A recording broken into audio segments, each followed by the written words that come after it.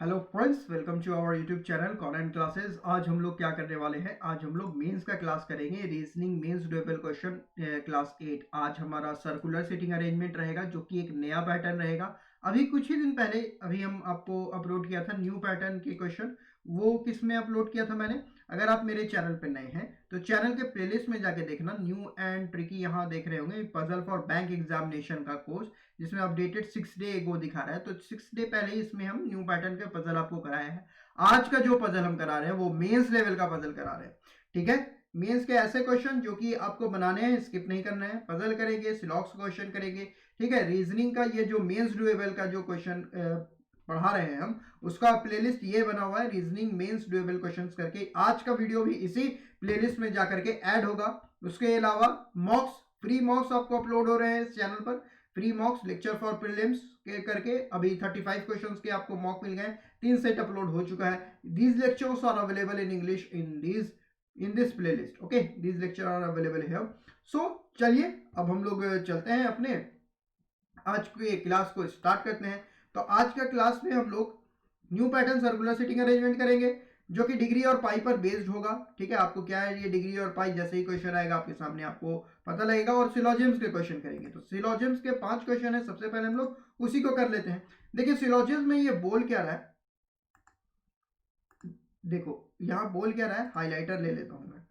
ठीक है, ओके, चलो तो ये बोल क्या रहा है, in each of the flowing questions a set of statement is followed by a set of conclusion। एक स्टेटमेंट दिया हुआ है और आपको उसका कंक्लूजन है। एक सेट पूरा स्टेटमेंट का, एक सेट पूरा कंक्लूजन है। One of which definitely does not follow. इनमें से कुछ एक स्टेटमेंट होगा जो कि डेफिनेटली डज नॉट फॉलो होगा। ठीक है, choose that as your answer, और उसी को आपको अपने आंसर के रूप में आपको चूज करना है। तो चलिए हम लोग इसको स्टार्ट करते हैं। पेन ले लेते हैं और देखते हैं सबसे पहला स्टेटमेंट क्या कह रहा है। सबसे पहला स्टेटमेंट हमें कह रहा है कि all kites are rope. All kites are rope, all vans are rope, all vans are rope, some rope are dark, some rope are dark, and no dark is a van, no dark is a van। Okay, तो यहां तक clear है। हमारा सबसे पहला statement क्या बोला, know when are dark. देखो, नो डार्क इज वैन बोले या फिर नो वैन इज डार्क बोले, दोनों एक ही बात होता है। तो ये हमारा कंक्लूजन फॉलो कर रहा है। ठीक है, यहाँ पे बोला है ना स्टेटमेंट में, no dark is a van, मतलब no van is a dark भी हमारा फॉलो करेगा। एक ही बात हुई, कोई भी वैन डार्क नहीं है, कोई भी डार्क वैन नहीं, बात तो एक ही हुई। सम काइट्स आर डार्क, कुछ काइट्स जो है वो डार्क है। देखो, काइट का सर्किल यहाँ है, डार्क का सर्किल यहाँ है, इन दोनों में कोई भी रिलेशनशिप नहीं है, तो हमारा ये फॉलो नहीं करेगा। लेकिन अभी हमारा ये आंसर नहीं हुआ है, डेफिनेटली डज नॉट फॉलो हमसे यहाँ पूछा गया है। No kite is, no dark is a kite. ठीक है, अब यहाँ पे ये भी हमारा क्रॉस हो जाएगा कि नो काइट यहाँ है, डार्क यहाँ है। लेकिन एक पॉसिबिलिटी तो हमारे पास ऐसी होगी जिसमें कुछ काइट जो है वो डार्क होते हुए दिखेंगे। ठीक है, कुछ पॉसिबिलिटी तो हमारे पास होगी ऐसी, तो उस वजह से ये भी हमारा गलत हो गया। All rope being dark is a possibility, सारे के सारे रोप जो है वो डार्क हो जाए, ये पॉसिबिलिटी है। सारे के सारे ये जो रोप है, सारे के सारे ये जो रोप है ये डार्क हो जाए, ये पॉसिबिलिटी है? नहीं, ये पॉसिबिलिटी नहीं है। क्यों नहीं है? क्योंकि यहाँ पे ये वैन है और वैन कभी भी डार्क नहीं हो सकता है, तो ये भी हमारा गलत हो गया। All kite being dark is a possibility, सारे के सारे काइट की डार्क होने की पॉसिबिलिटी है। तो हाँ, काइट और डार्क दोनों से रिलेशन नहीं है, पॉसिबिलिटी यहाँ ट्रू होगा। अब देखो, बी, सी और डी तीनों ही गलत हो गए, लेकिन कौन सा तुम्हारा यहाँ आंसर है? हमें खोजना है वो कंक्लूजन जो कि डेफिनेटली डज नॉट फॉलो करेगा। ठीक है, डेफिनेटली डज नॉट फॉलो। अब देखो, सम काइट्स आर डार्क, अगर बी नंबर की हम बात करें कि सम काइट्स आर डार्क, कुछ काइट्स डार्क हो जाए, ये हमेशा गलत नहीं होगा, क्योंकि एक पॉसिबिलिटी स्टेटमेंट हमारे पास निकल जाएगी। एक पॉसिबिलिटी एक ऐसी निकलेगी जहां पे all kites is a, all kite being dark is a possibility true हो रहा है। सारे कुछ काइट्स डार्क हो जाए, अगर काइट्स और डार्क के सर्किल को हम इस तरीके से बना दें तो कुछ काइट्स तो डार्क हो जा रहे हैं, तो तो हमारा हमेशा तो ये गलत नहीं हो रहा है। डेफिनेटली डज नॉट फॉलो का मतलब होता है कि उसे हमेशा ही गलत होना चाहिए, ठीक है, उसे हमेशा ही गलत होना चाहिए, मतलब गलत है तो गलत है, वो कभी सही हो ही नहीं सकता है। तो no kite is a dark भी हमारा गलत हो जाएगा, क्योंकि एक पॉसिबिलिटी हमारी निकली ऑल काइट बीइंग डार्क की, तो हमारा ये भी गलत हो गया। चौथा स्टेटमेंट क्या है, all rope being dark is a possibility, ये गलत स्टेटमेंट है और ये हमेशा ही गलत रहेगा, इसलिए सीधे रास्ते पे आने वाला नहीं है, ये हमेशा ही गलत रहेगा। क्यों गलत रहेगा हमेशा, क्योंकि ये जो पार्ट है ना वैन का पार्ट, ये जो पार्ट है वैन का, कभी भी डार्क में जा ही नहीं सकता है, कभी भी डार्क में नहीं जा सकता है, क्योंकि no dark is a van बोला है। तो ऑल रोप बीइंग डार्क मतलब रोप, सारे के सारे रोप के डार्क होने की पॉसिबिलिटी कभी सच हो ही नहीं सकती है। तो आंसर हमारा कौन सा हुआ, आंसर हुआ ऑप्शन नंबर डी, ठीक है।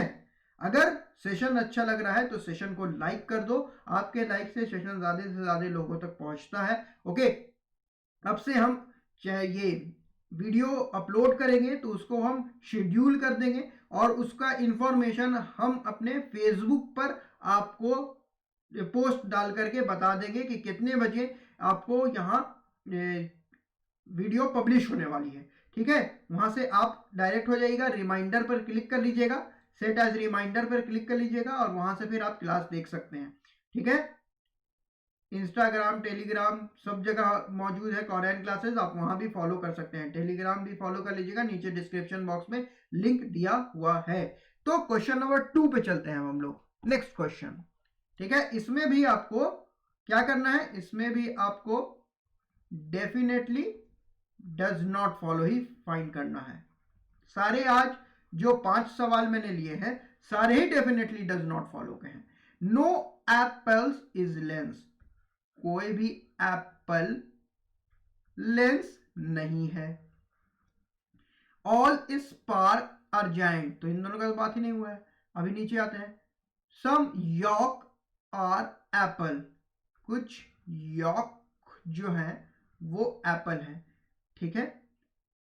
नो स्पार्क इज एप्पल, कोई भी स्पार्क जो है वो एप्पल नहीं है, ठीक है। All spark are giant, all spark are giant, इस तरीके से हमारा इसका वेन डायग्राम बना। हमारा कंक्लूजन क्या कह रहा है, कंक्लूजन कह रहा है सम यॉक आर जायंट, कुछ यॉक जो है वो जायंट हैं, तो यॉक यहाँ है, जायंट यहाँ है, ये हमारा कंक्लूजन गलत हो गया, ठीक है। दोनों में तो कोई सम का रिलेशनशिप नहीं है, दोनों इंडिपेंडेंट है circle. Some York are lens, ठीक है, कुछ यॉक जो है वो लेंस है, तो यॉक यहाँ है, लेंस यहाँ है, इन दोनों में तो कोई रिलेशनशिप नहीं है। यॉक का सर्किल यहाँ है, लेंस का सर्किल यहाँ है, कोई में भी इन दोनों में कोई रिलेशनशिप नहीं है, ये गलत हो गया। All yolk being lens is a possibility, सारे के सारे यॉक जो है वो लेंस हो जाए ऐसी पॉसिबिलिटी है, तो ऐसी पॉसिबिलिटी नहीं है, क्योंकि यॉक का ये हिस्सा, अब जैसे ही हम ये पॉइंट बता रहे होंगे आपको, इस सवाल का आंसर क्या होने वाला है आपको समझ में आ रहा होगा, क्योंकि पहला पॉइंट हम आपको बहुत अच्छे से समझाया है, ठीक है। देखिए ये यॉक का ये हिस्सा जो है, ये पार्ट कभी भी आपको लेंस में नहीं जाने वाला है, तो हमसे बोला है all yolk being lens is a possibility, ऐसी पॉसिबिलिटी है, तो ऐसी पॉसिबिलिटी नहीं है, तो हमारा सी नंबर तो हो गया डेफिनेटली डज नॉट फॉलो, ये कभी भी सीधे रास्ते पर नहीं आने वाला है, हमेशा टेढ़ा ही चलेगा ये, ठीक है, सीधे रास्ते पे नहीं आने वाला, तो ये हमारा गलत हो गया। नो लेंस आर जायंट, कोई भी लेंस जायंट नहीं है, तो लेंस और जायंट यहाँ है, यहाँ इन दोनों में कोई रिलेशनशिप नहीं है, तो ये भी हमारा गलत हो जाएगा। All Apple being giant is a possibility, सारे के सारे एप्पल की जायंट होने की पॉसिबिलिटी है, तो हाँ ये पॉसिबिलिटी है। अगर हम जायंट का सर्किल इस तरीके से बना दें तो सारे के सारे एप्पल जायंट्स हो सकते हैं, ठीक है। अब चलो, अब यहाँ से सी नंबर तो हमारा डेफिनेटली फॉलो हो गया, लेकिन बाकी सारे जो है वो डेफिनेटली फॉलो है या फिर नहीं है, ठीक है, ये भी चेक कर लेते हैं। चलो, some York are giants, some yaks are giant, देखो यॉक का सर्किल यहाँ है, जायंट का सर्किल यहाँ है, इसको डेफिनेटली डज नॉट फॉलो के लिए पॉसिबल केस भी नहीं निकलना चाहिए जहां पे यॉक और जायंट दोनों में टच हो जाए, तो some York are giant is a possibility, check कर लो, इज अ पॉसिबिलिटी, अगर पॉसिबिलिटी में अगर ये ट्रू हो जाएगा तो ये डेफिनेटली डज नॉट फॉलो नहीं होगा। तो अगर सम यॉक बीइंग जायंट एक पॉसिबिलिटी है तो हाँ, यॉक और जायंट की अगर ऐसे तरीके से बना दे तो ये पॉसिबिलिटी है, तो हमारा ये हमारा डेफिनेटली डज नॉट स्टेटमेंट नहीं आएगा। उसी तरीके से यॉक और लेंस को अगर हम सम यॉक और लेंस, यॉक अगर का सर्किल हम इस तरीके से बना दें तो कुछ यॉक लेंस हो सकते हैं,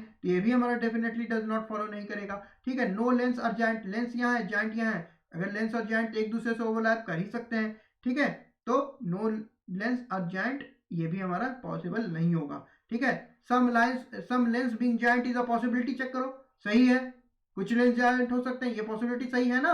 इसी वजह से नो लेंस और giant definitely does not follow नहीं होंगे, क्योंकि डेफिनेटली डज नॉट फॉलो के लिए उसको गलत ही रहना है। ठीक है, वो हमेशा ही गलत रहेगा। क्वेश्चन नंबर 3 पे चलते हैं। ओके, ये मेरा जो क्लास आप लोग देखते हैं ये किसी भी पेड क्लासेस से आपको कम नहीं है। ये पेड क्वालिटी फ्री लेक्चर्स है, पेड क्वालिटी है, लेकिन ये सारे फ्री लेक्चर्स हैं आपके लिए, जो कि हमारे YouTube चैनल पर कॉनन क्लासेस पर अपलोड हो रहे हैं। ठीक है, आप इसको फॉलो कीजिए, आप देखिएगा कि इस तरह का क्वेश्चन आपको एग्जाम में मिलेगा ही मिलेगा आपको इस टाइप का सवाल। SBI क्लर्क का जो अभी एग्जाम हुआ उसमें भी आपको सिलॉक से क्वेश्चन मिले, उसमें डेफिनेटली फॉलो वाला पूछ लिया था। ठीक है, चलिए अब हम some basket are walls, some basket are walls, all walls are paint, सारे के सारे वॉल्स जो हैं वो पेंट हैं। Many paints are shark, many paint का मतलब क्या हुआ, सम। ठीक है, many paint are shark means some paint are shark. No shark is a rainbow, no shark is a rainbow. Okay, some basket are paint, कुछ basket जो है वो पेंट है। तो देखो बास्केट और पेंट का ये हिस्सा है पेंट है, पेंट का ये हिस्सा बास्केट भी है, तो हमारा ये कंक्लूजन तो फॉलो कर रहा है। ठीक है, no rainbow is a shark, कोई भी रेनबो जो है वो शार्क नहीं है। तो देखो यहां पे ये रेनबो यहां है, शार्क यहां है, ये no shark is a rainbow बोला है। इसी स्टेटमेंट को बस पलट करके यहां लिख दिया गया है, no rainbow is a shark. तो no shark is a rainbow और no rainbow is a shark दोनों ही सेम स्टेटमेंट है, तो ये भी हमारा फॉलो करेगा। ठीक है, लेकिन हमें क्या निकालना है क्वेश्चन में, definitely does not follow, definitely does not follow हमें खोजना है। तो हमारा ये सब तो फॉलो कर रहा है। All wall being shark is a possibility, सारे के सारे वॉल की शार्क होने की पॉसिबिलिटी है। तो वॉल और शार्क दोनों इंडिपेंडेंट सर्किल हैं, इसमें एक पॉसिबिलिटी रहेगी कि सारे के सारे वॉल जो है वो शार्क हो जाए। सम शार्क आर वॉल, कुछ शार्क जो हैं वो वॉल हो जाए, ये स्टेटमेंट गलत है। तो आंसर क्या होगा रहा, ऑप्शन नंबर डी, नहीं, ऑप्शन नंबर डी हमारा नहीं होगा। यही तो मेंस क्वेश्चन की खासियत है कि आपको आया एक ऑप्शन जो कि गलत हो रहा है, लेकिन तब भी वो आपका आंसर नहीं है। ठीक है, अब क्यों आंसर नहीं है, some shark are wall is a possibility, check करो तो इज अ पॉसिबिलिटी, चेक करो तो कुछ वॉल शार्क वॉल हो जाए। तो अगर शार्क का सर्किल हम इस तरीके से बना दें तो ये पॉसिबिलिटी में तो ये कंक्लूजन ट्रू हो जा रहा है, तब कोई एक केस तो ऐसा निकल गया जहां की ये कंक्लूजन गलत नहीं हो रहा है, तो डेफिनेटली डज नॉट फॉलो, तो ये स्टेटमेंट नहीं है। तो हमारा एक्चुअल आंसर क्या होगा, एक्चुअल आंसर होगा आंसर ई, आंसर नंबर ई।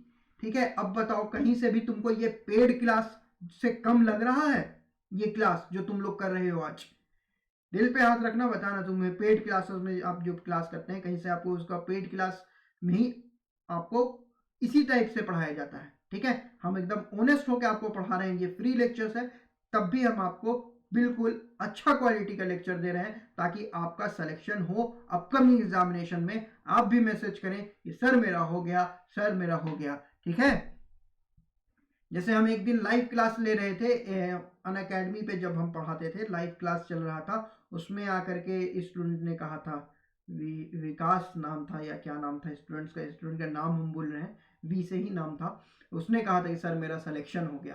ठीक है, अच्छा लगता है ना लाइव क्लास में आकर के बोलते हैं, उसमें तो हम कुछ फेक नहीं कर रहे हैं कि ये कि लड़कों इतना लड़के का सिलेक्शन हो गया। खैर चलिए, स्टूडेंट्स का सिलेक्शन होता है, बस मेरा आदत ये नहीं है कि हम उसका 10 जगह ढिंडोरा पीटे।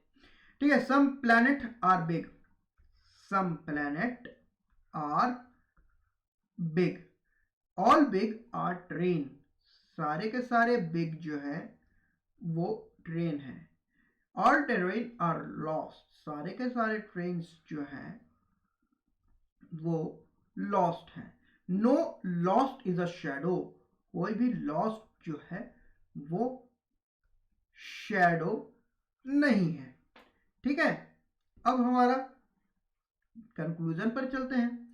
All planet being shadow is a possibility, सारे के सारे प्लैनेट शैडो हो जाएंगे। अब देखिए, अब आपको समझ में आने लगा होगा, सारे के सारे प्लैनेट्स मतलब ये पूरा प्लैनेट को बोल रहा है शैडो हो जाएंगे।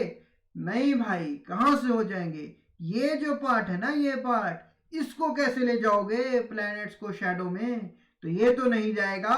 तो हमारा ये जो क्वेश्चन है ये गलत हो गया, और ये जो गलत हुआ ना, ये डेफिनेटली गलत हो गया, ये गलत ही रहेगा। All shadow being planet is a possibility. अब देखो, कुछ नहीं है, कंक्लूजन 1 जो है और ए जो है और जो बी है, उसमें बस क्या चेंज हुआ है, प्लैनेट को इधर ला दिया है और शैडो को इधर ला दिया है। ठीक है, बस यही चेंज है ये दोनों कंक्लूजन में। All planet being shadow is a possibility, all shadow being planet is a possibility, बस यही चेंज है ना। लेकिन देखो, यहां कहानी पूरी चेंज हो गई। ये स्टेटमेंट जो है वो सही हो गया। कैसे सही हो गया? शैडो यहां है ना, हम शैडो को यहां बना देंगे। ठीक है, और इससे नो कनेक्शन रहेगा शैडो का, यहां से नो कनेक्शन रहेगा लॉस से। तो हमारा सारा का सारा शैडो प्लैनेट भी हो गया, हमारा जो सारा बेसिक स्टेटमेंट था वो भी फॉलो हो रहा है, और एक पॉसिबिलिटी हम लोग ऐसा निकाल भी लिया जहां कि ये करेक्ट हो रहा है। तो ये हमारा स्टेटमेंट फॉलो कर रहा है। ऑल बिग आर लॉस्ट, सारे के सारे बिग जो है वो लॉस्ट है, बिग तो अंदर ही है लॉस्ट के, तो सारे के सारा बिग जो है वो लॉस्ट है, ये स्टेटमेंट ट्रू है। No big is a shadow, जब सारा का सारा लॉस्ट ही शैडो नहीं है तो बिग जो अंदर है लॉस्ट के वो शैडो कैसे जाएगा, ये भी फॉलो कर रहा है। No shadow is a train, same बात यहाँ पे ये भी हो जाएगी, सारा का सारा ट्रेन लॉस्ट के ही अंदर है, जब लॉस्ट ही शैडो में नहीं जा सकता है तो ट्रेन भी नहीं जाएगा, तो ये भी हमारा ट्रू हो जाएगा। तो आंसर हमारा क्या होगा? आंसर होगा ऑप्शन नंबर ए, हमारा आंसर हो जाएगा। ठीक है, आज के लास्ट सवाल पर चलते हैं। ठीक है, आज के लास्ट सवाल पे चलते हैं। इसका आंसर इतना देर से हम पढ़ाया, इसका आंसर आप नीचे कमेंट बॉक्स में दीजिएगा। ए है, बी है, या सी है, या डी है, या ई है, नीचे कमेंट सेक्शन में इसका जवाब दीजिएगा। कि इसमें से कमेंट सेक्शन नीचे लिखिएगा कि इसमें definitely does not follow statement कौन सा है। ठीक है, definitely does not follow statement कौन सा है। अगर नहीं बना तो हम नेक्स्ट क्लास में ले लेंगे इस सवाल को। ठीक है, अब हम लोग चले आज के हाईलाइट क्वेश्चन के ऊपर, जो कि हमारा पजल का क्वेश्चन है, जो कि हमारा new pattern circular seating arrangement है। सर्कुलर सीटिंग अरेंजमेंट है जो कि डिग्री और पाई पर बेस्ड है। देखिए, अब ये रहा क्वेश्चन आपके सामने, एक बार आप इसको खुद से भी बनाने का ट्राई कीजिए। ठीक है, ओके, एक बार आप खुद से भी इसको बनाने का ट्राई कर सकते हैं।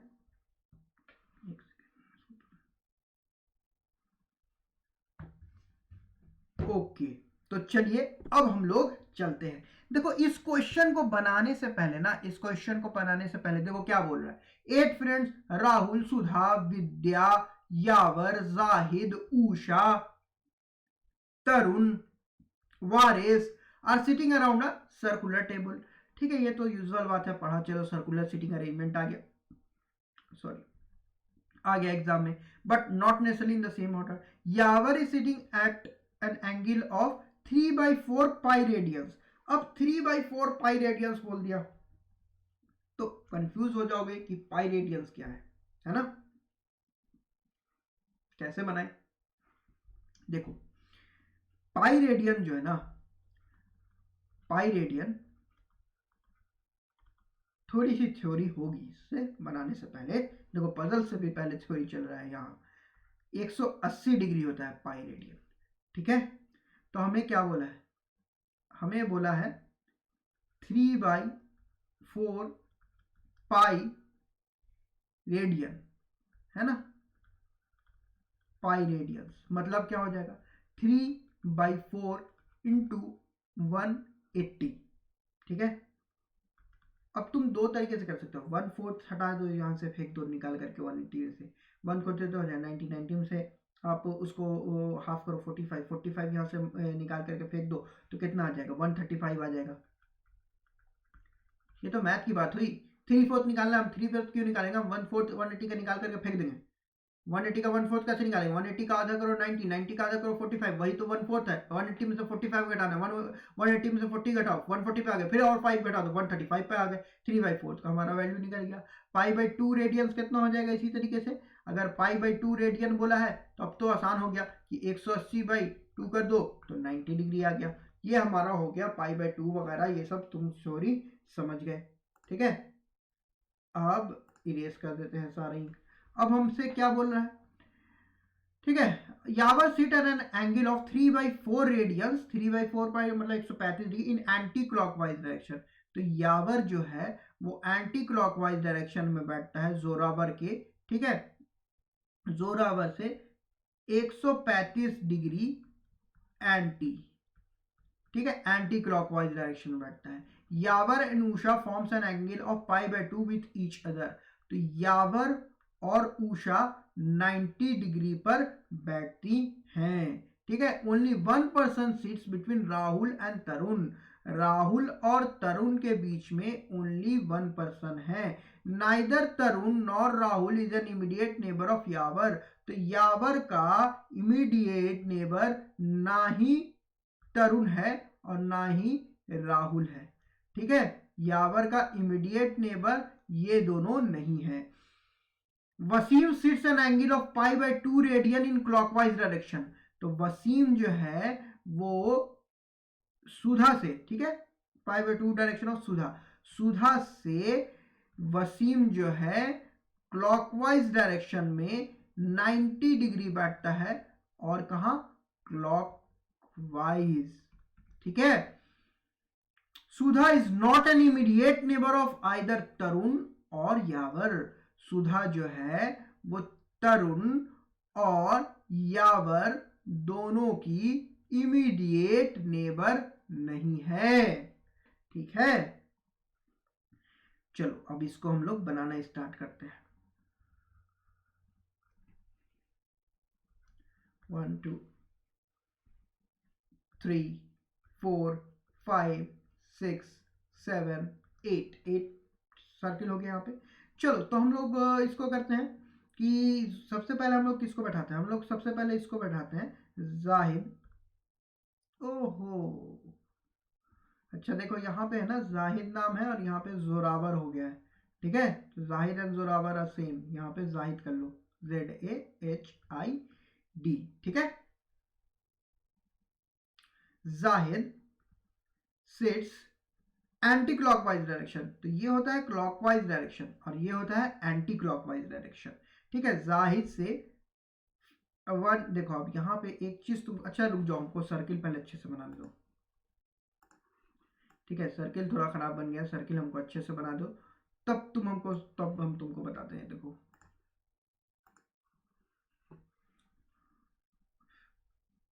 ट्राई करते हैं सर्किल अच्छे से बनाने की।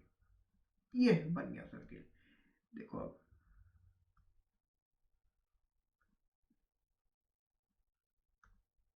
ये बन गया।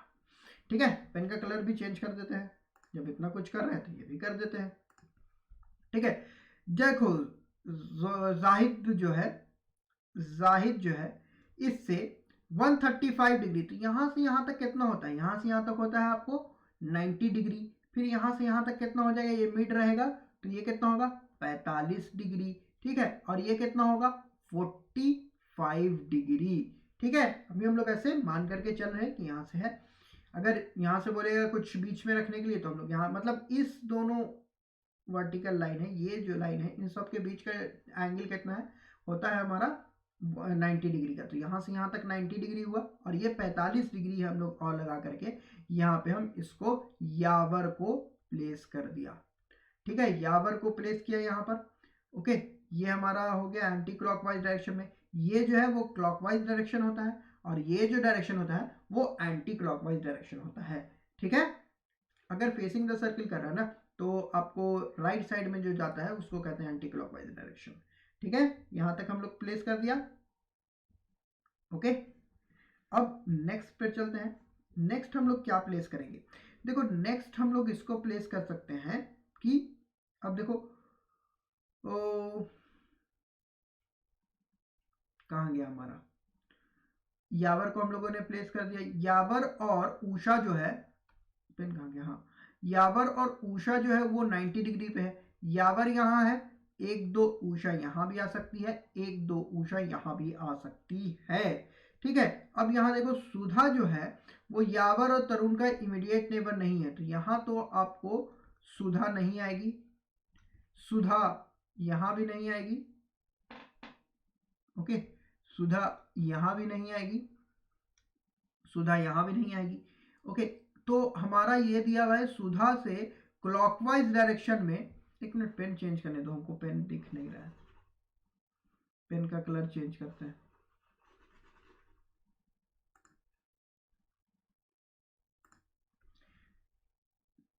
ठीक है, ओके, देखो अब अगर हम बात करें इसका, देखो सुधा यहाँ नहीं आ रही है, सुधा यहाँ नहीं आ रही है, और सुधा से क्लॉकवाइज डायरेक्शन में 90 डिग्री पर आपको ये है वसीम है, तो सुधा को हम लोग यहाँ प्लेस कर सकते हैं, सुधा को हम लोग यहाँ प्लेस कर सकते हैं, जिससे 90 डिग्री पर यहाँ पर वसीम आ जाए।